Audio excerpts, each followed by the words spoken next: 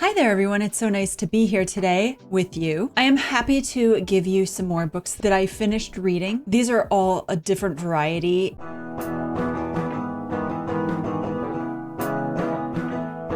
I'm going to start with Braiding Sweetgrass. This was a really lovely story. It was written by a woman who is Native American, Indigenous, First Nations person. She tells a little bit of her story, her background, the history of where her people had to go from place to place, eventually living in upstate New York, which I have been to. And she mentions a lot of the things I have seen in person. So that was really lovely because it's such a beautiful place. If you've ever been to upstate New York, like the Adirondack Mountains are amazing. The Finger Lakes are so beautiful. So she mentions these things. So I was really happy to hear about them. One thing that she said is a quote that I'm going to give you. We are showered every day with gifts, but they are not meant for us to keep. Their life is in their movement, the inhale and the exhale of our shared breath. Our work and our joy is to pass along the gift and to trust that what we put out into the universe will always come back. This whole book is about the relationship we have with nature and how the land gives to us and we take from the land and need to give back with how we treat the land. A lot of it was eye-opening. The first half, I really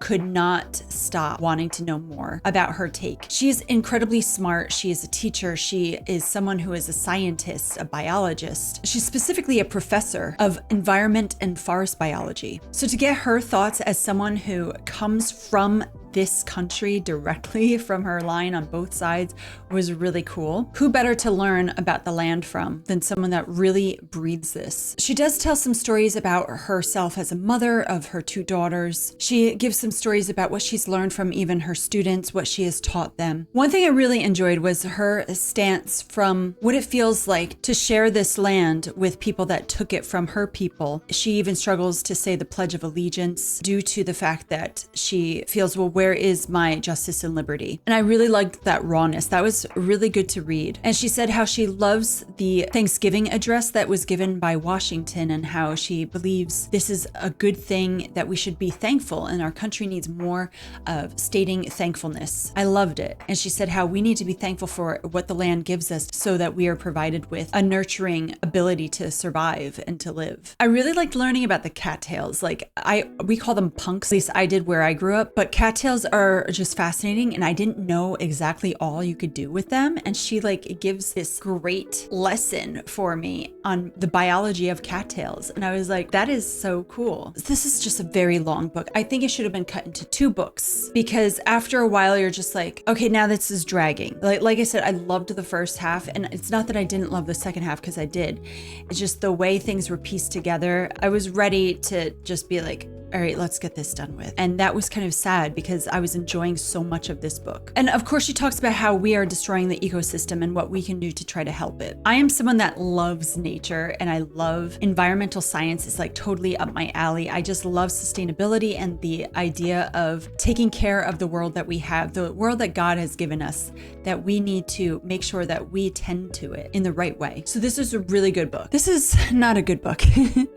Buried in Friendship. This was one, I don't remember how I found out about this, but there was, I don't know if it was a booktuber from like a whole year ago or more, or if I learned about this from Pinterest when I was looking for some cozy fantasy books. But this, first off, what I didn't realize is this cover is AI generated. That kind of bothered me. It's like the pumpkins look like apples. And my husband was like, look at the windows, how they are. And I was like, I didn't even notice. And I said, yeah, and the whole thing is blurry. Like you can't tell here, but this book, when you have it in your hands, the cover is very blurry. And so that bothered me because I do judge books by covers sometimes. It is very short, as you can see. I had a hard time with this book, so I'm going to tell you what it's about. It's cute, okay? There are some cute aspects, but I feel like the way this book started, I had no idea what was going on in the beginning. It was like, okay, this girl, she is a halfling. Now, I didn't know what a halfling was, and I still don't know what a halfling is. Is it a half elf and half human? I don't know what that is. Is it half goblin and like halfling of what? Like 2 different creatures? Are they like elves and goblins? Like, how does this work? Maybe it's just a hobbit and they don't want to say hobbit because it's not their story. But anyway, so this main character, they explain how to say her name and it was confusing me because of how she spells it. It's Elaine, but it's very much like a Gaelic pronunciation. So she gets this note about her grandfather giving her his cottage and his farm, giving the whole thing to her. And she hadn't seen him since she was a little girl. And there was something that happened between her father and her grandfather. They never explain what. And they even say, like, if she needs help, she can contact this certain person. She never contacts this person. So I was like, why mention things if they're not going to be brought up again? So I don't think that this was patched together correctly. It was a very nice idea. And the person who wrote this is a homeschooling mom. After she gets this note, she leaves her town with her best friend who has a bakery. And she just says, oh, I'll leave my bakery to someone else and I'll go with you. And I was like, wow, she just left everything, like no big deal. Oh yeah, I'm going to be with my friend. The main character, the way she acts, her personality is, she sometimes gets like really upset. She's difficult. While the best friend is like bubbly and wonderful. They meet some of the people in the new place where they live. And at first they don't know if they're warm and friendly or not. The best friend is a baker and the main character is someone who likes to cook. They do a lot of farm work. They have animals. And I was like, well, if her grandfather just recently passed, who's taking care of the animals and the vegetables? And they do explain that a little bit later, but it's just the way this plot begins, you're just thrown into something without really enjoying the characters. I'd say the last half, you start to enjoy the characters a little bit. And there is some magic that happens in this. The main character is learning how she could actually have some magic and what she could use it for. And so that was interesting because you would think that at her age, she would know by now. So this is about buried in friendship. There is talk about a possible relationship happening, and then it's just like there's a buildup for nothing. So this is a book about friendship. It was sweet. There is a sequel. I'm not going to read the sequel. As cute as this idea is, it was not pieced together well, and I struggled. So many times I wanted to put it down, but I was like, no, this is short enough, and it is on my reading list for the 42 books that I'm reading, so I could do it. Vera Wong's Unsolicited Advice for Murderers. This was hilarious. This was fun. This was so sweet. I loved this. The characters were amazing. Oh, if you want to read a mystery book, this one is just delightful. There is language throughout it though. So Vera, she wakes up one morning to her tea shop that she has in San Francisco. She was born in China and has lived in San Francisco for a very long time. She is a widow and she has a son who is a grown man. She goes down one morning to her tea shop and she discovers a dead man. She calls the cops. The cops come and she kind of tells them how they should investigate. And she doesn't think they did a good enough job. The next day, a whole bunch of people show up. Now, we get the perspective of Vera. We get the perspective of these people who show up. The people who show up, they're all suspects to her. She says this is a murder and that she is going to figure out which one of these people is the one who murdered the guy. So what I love about this is she gets to know each and every one, and they kind of form friendships and bonds over time as she kind of forces her way into their lives, but they need her. So it's really beautiful. And the guy that had been murdered, we find out a whole bunch about his life. And now at first in the second chapter, I was like, oh, okay, we're learning about this woman named Julia. Julia has a daughter. She is the wife of the man that had died. There's also the brother of the man who died. And then there are two other people who had known him in some form. She is such a lovely lady. And she is the type of woman that everyone should have as a grandmother. Very, very fun. I really enjoyed it so much. Whispers of Fortune. This was not a book that I really fully enjoyed. I partially enjoyed it. This is another one where I feel like it could have been written a lot better. Whispers of Fortune is a Christian book, but barely. There's really not much that you would gather it being a Christian book. So this guy, his name is Brody. He's a doctor. He's from Boston. He goes to California because he's searching for his two brothers that ran away, and they're much younger than him, and he doesn't know what's going on. The problem with this book is that we have lots of different stories. There are 4 different stories, and the way that they piece them together is well done at the end, but in the beginning, it's where are they going with each of these stories? We get a story from Brody. We get a story of a woman that works with orphans. At first, I didn't know who she was or what her importance was or if she was important. There's also this one guy who has a grandfather. The grandfather is out for this guy's grandfather's claim because he had a grandfather that was always searching for gold, and his dad also searched for this gold. This other character, his grandfather, is out for him and his brothers because he thinks, oh, they're going to get this claim and they owe me money. So that's that story. And then there's also the story of this guy who is not a nice guy. He's the ex-fiance of this woman. The woman comes in contact with this guy on her farm because that's where he starts to look for his brothers. So he comes in contact with this woman, and her name is Ellie. There is adventure in this book. There is a search for this treasure. So that part was fun. There is this part where they're trying to build this romance story, and I'm not buying it. They like meet, they barely talk, and yet they think there's sparks between them. Like, I've read a lot of Christian romance books where you start to build into that relationship and you feel like, oh wow, they really are yearning for one another. They really have a great connection. I didn't get that. All of a sudden they're like talking about there's something between them. I'm like, what? Like, I didn't get it at all. I might continue this though. I kind of want to know what happens just because the adventure part is fascinating to me, but I just hope the story gets better and it's told better because this was kind of all over the place at first. So keep that in mind if you read this. These were all written this year. Yeah, this came out at the beginning of the year. And then the second book came out, I believe, in the summer. And now they have a new book that is coming out or just came out. One of those. I'm probably going to read the second one soon. Rebecca.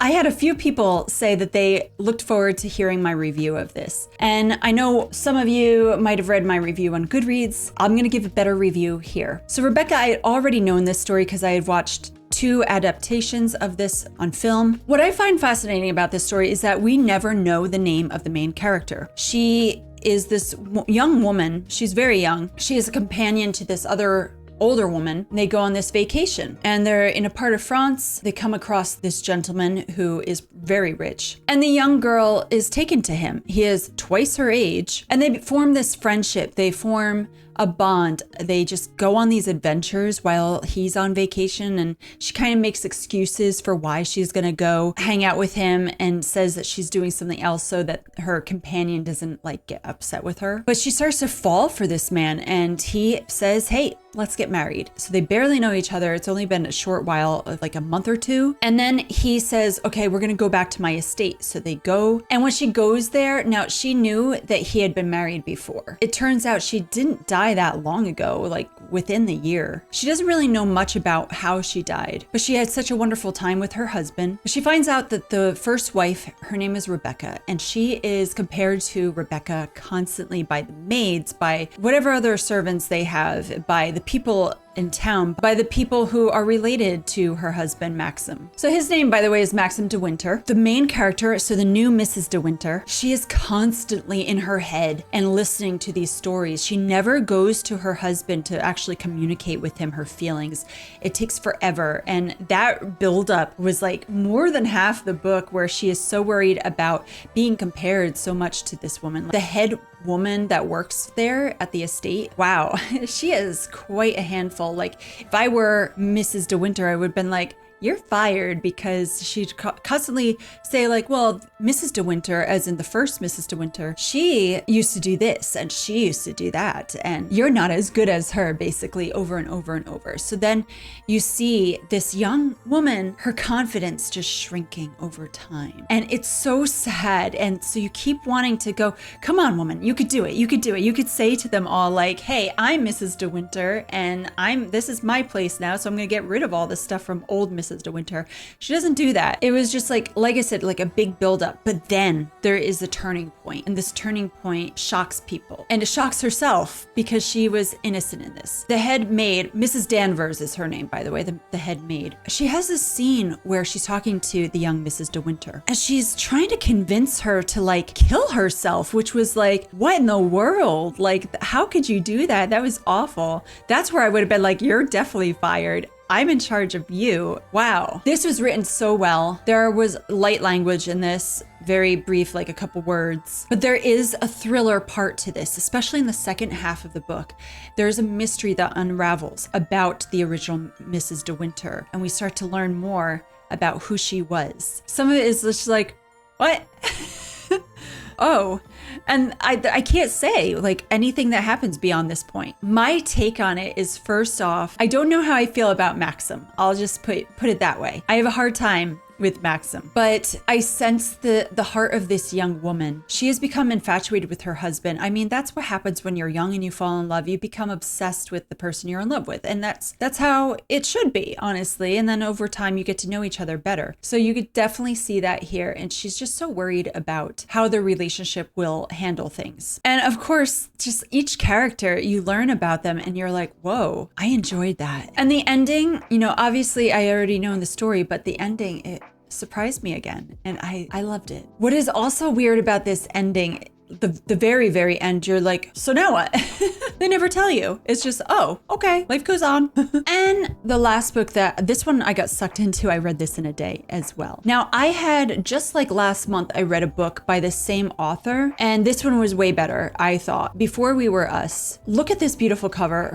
This screams autumn. There are parts of the story that take place in the summer and even a little bit of the winter, but there's a big portion where you get that feel, guys, of autumn is right here. There is an atmospheric part to this that I think might be better than Wormwood Abbey, and I feel really badly about that. But there's also a rain scene in here that might be better than Murder in Postscript. So, but then I could also do Trees or Leaves because they talk about being outside in the woods. It will really make more sense if I put this in atmospheric. Let me tell you what this story is about now that I was covering the bingo. This guy named Jonah, he is in love with Lauren very deeply. He wants to marry Lauren. Now they work at this resort. Now this is like a camping type of resort. They are in New Hampshire. She is originally from Boston. She was after her dream job, and her dream job said, hey, we need you to work to kind of manage and help plan out things for this place, and we'll see how you do. Then you could come back to us. This book starts out where Jonah, he has to rush Lauren to the hospital right away. There's something that happened to her and he's all worried. And then she wakes up and she has a major concussion and amnesia. And guess when she remembers? She remembers nothing about their romance. She remembers when they first met in the first couple months that she knew him, where they didn't get along and he looked differently. And she's like, wait. Why are you calling me your girlfriend? And so now he has to try to woo her over all over again. So they start to backtrack and they tell the story, their love story over time as she hopefully regains some memories. But regardless, Jonah wants to love her no matter what. And if she can't stand him, he has to let her go. So that's why this is such a beautiful story, because you're like, I want them to love each other and that she gets her memories. And it is so well written and it gets me going. And there are lovely kissing scenes in here, but it is a clean romance. This also is written by a Christian. The only time they talk about it is like he's praying or she's praying. That's like as much as you get. But it made me want to go to New Hampshire. And I have driven past New Hampshire and in New Hampshire, but I've never stayed in New Hampshire. And I totally want to now. That was just amazing. Just all the descriptions of what it was like there.